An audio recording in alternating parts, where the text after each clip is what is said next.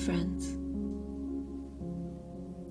I have lived in a state of anxious expectation for most of my life. And if you are listening to this, I suspect you might know exactly what I'm talking about. When you have anxiety, you often second-guess decisions, are easily overwhelmed, take constructive criticism personally, feel unworthy, unloved, helpless, overthink everything, avoid social situations for fear of embarrassing yourself, and engage in the sorry syndrome, which is the tendency to be overly and excessively sorry. Anxious expectation can also create derealization, anxiety or panic attacks, insomnia, body pain, and shortness of breath, just to name a few.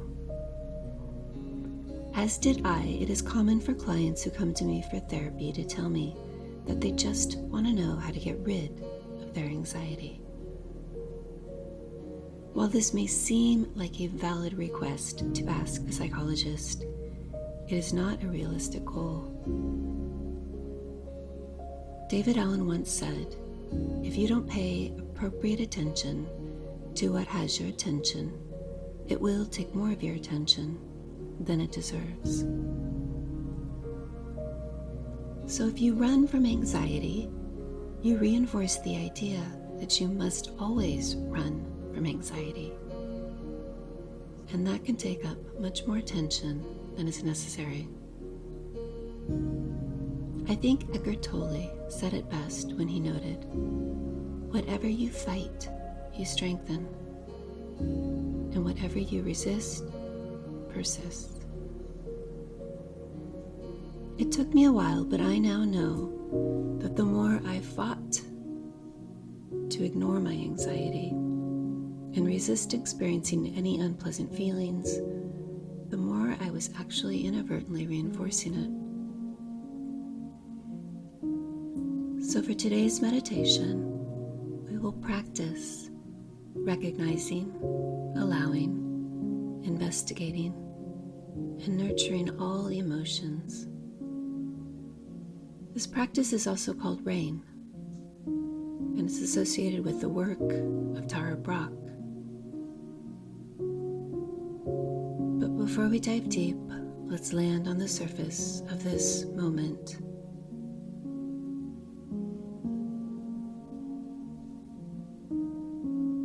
For the first few moments, don't do anything.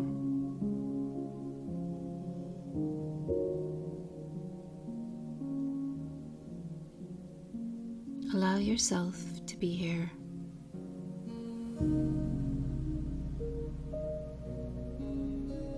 There is nowhere else for you to go.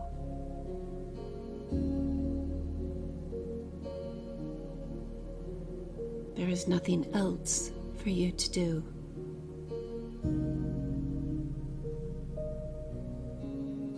Your only effort is to remain.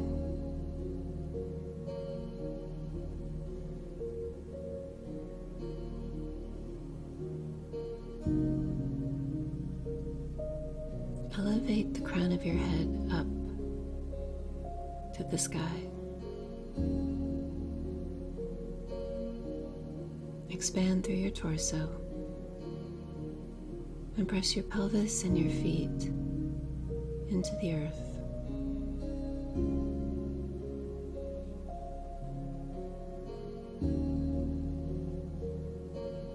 Notice the touch points of where your body touches the seat below you.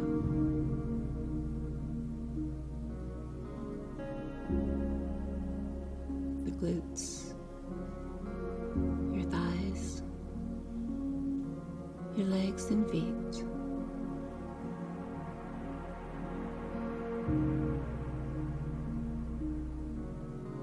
And as you begin to feel the support of the ground below you, Envision that that line that separates you from the earth no longer exists.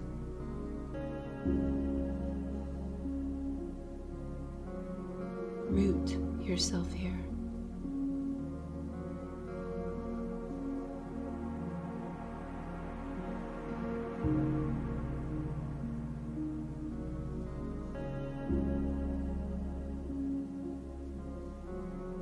And moving from the toes, through your legs, pelvis, stomach, chest, shoulders, and toward the head, envision your body as one big field of sensation, gathering up within any tension, pressure you might still have, and then envisioning moving it out from bone to muscle, muscle to skin, skin to air. Let go.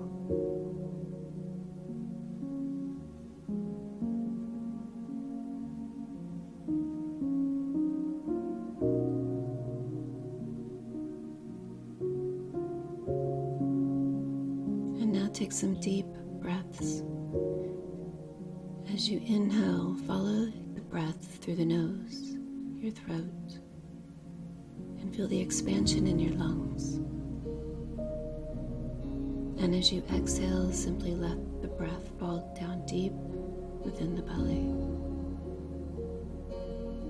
Again, nose, throat, expand your lungs. Exhale, drop it down deep. In and out.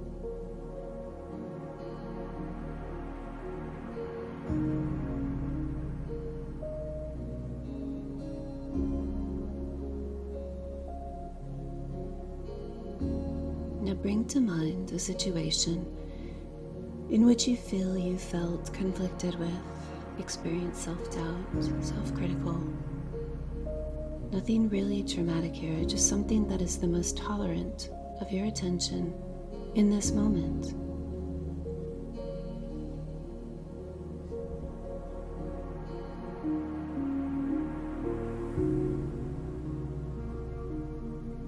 Keep it within view, but out of reach,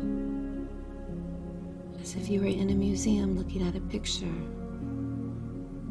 of art on the wall.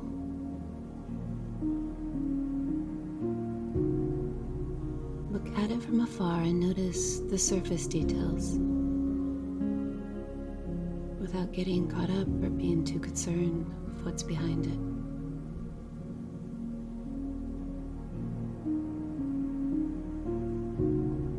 Who do you see there?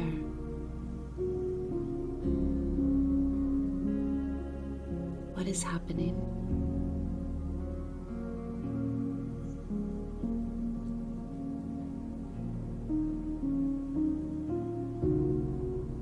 And as you do this, you might start to notice that there are emotions that are rising. They might be pleasant, unpleasant, or neutral.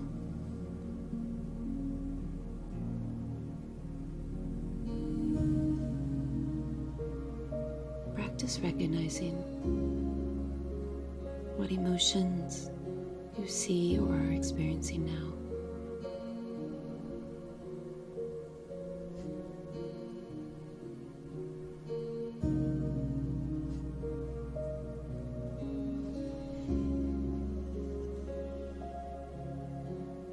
Now that you've recognized what you felt, you may be wondering what you're supposed to do with these emotions.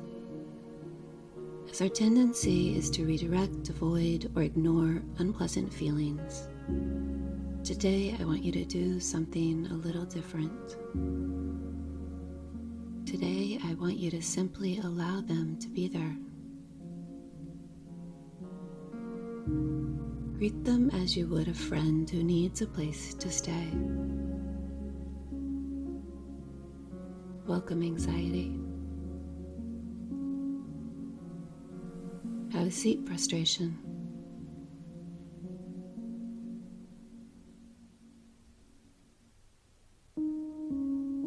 Allowing unpleasant emotions does not mean that you act on them or believe their narratives here. Here you are simply allowing space in your house for them to be there. It might help you to visualize concretely the words themselves rather than the feelings that are attached to them.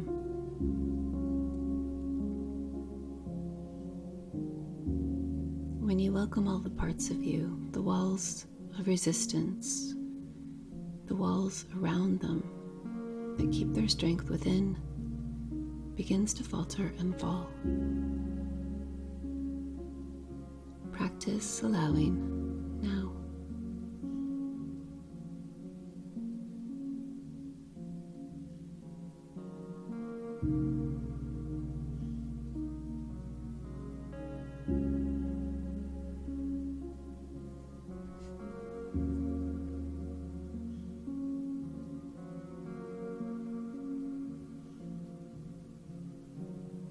We will now begin to investigate.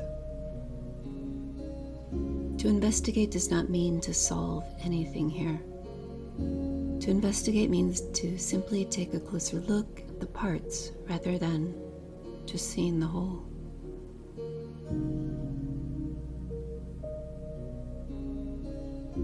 When you are able to separate all of the parts of this situation in which you felt these emotions, you begin to regain control. You begin to understand and see things a little better.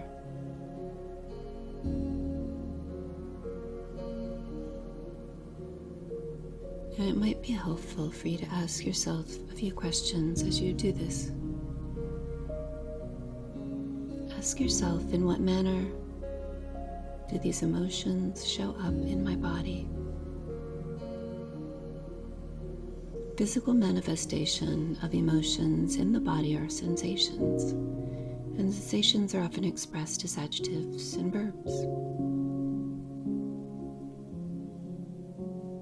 You might notice a coolness, a warmth, a dullness, an aching or tingling. In what manner do these emotions show up in my body?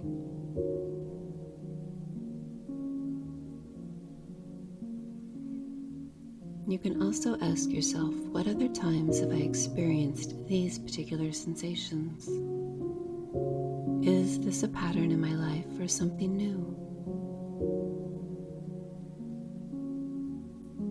What other times have I experienced these sensations?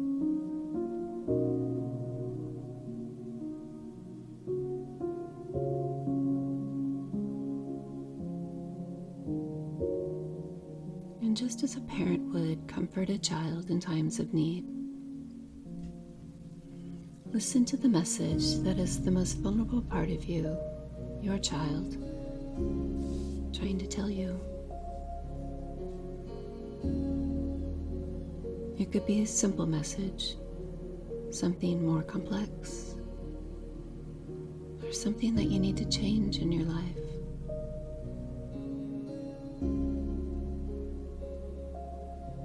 Practice investigating where these sensations show up, whether they're a pattern, and what is the message. Practice investigating now.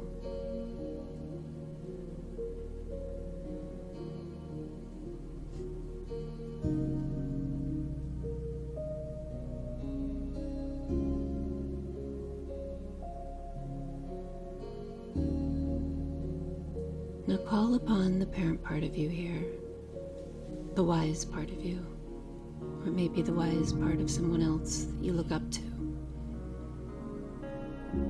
And in a compassionate, kind, and nurturing manner, respond to that vulnerable message What and how does it need to be conveyed, this nurturance? Is it a hug? Are there words you should say? Or is it simply a kind smile? It might be helpful if you physically placed your own hands over your heart to directly connect to the most vulnerable part of you.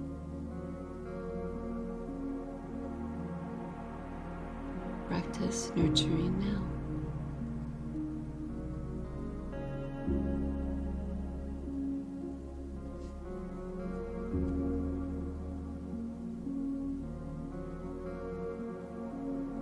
Now, keeping your eyes closed a bit longer, ask yourself, how might my life be like without this vulnerable message I tell myself?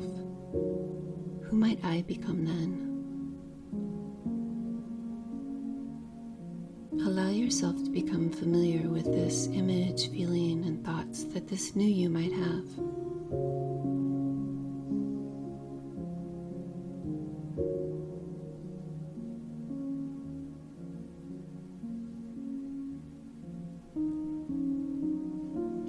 And then bring awareness back to the body, back to the ground below you.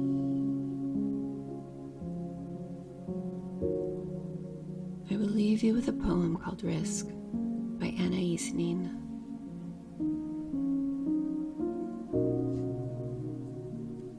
And then the day came when the risk to remain tight in a bud was more painful than the risk it took to blossom.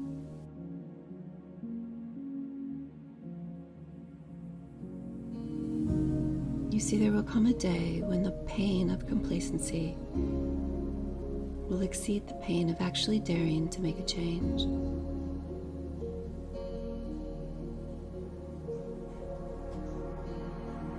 I invite you to practice this method, R.A.I.N, of recognizing, allowing, investigating, and nurturing, not only here in a meditation, but throughout your day. Remind yourself that being afraid of things going wrong isn't the way to make things go right. Until we meet again, my friends. Namaste.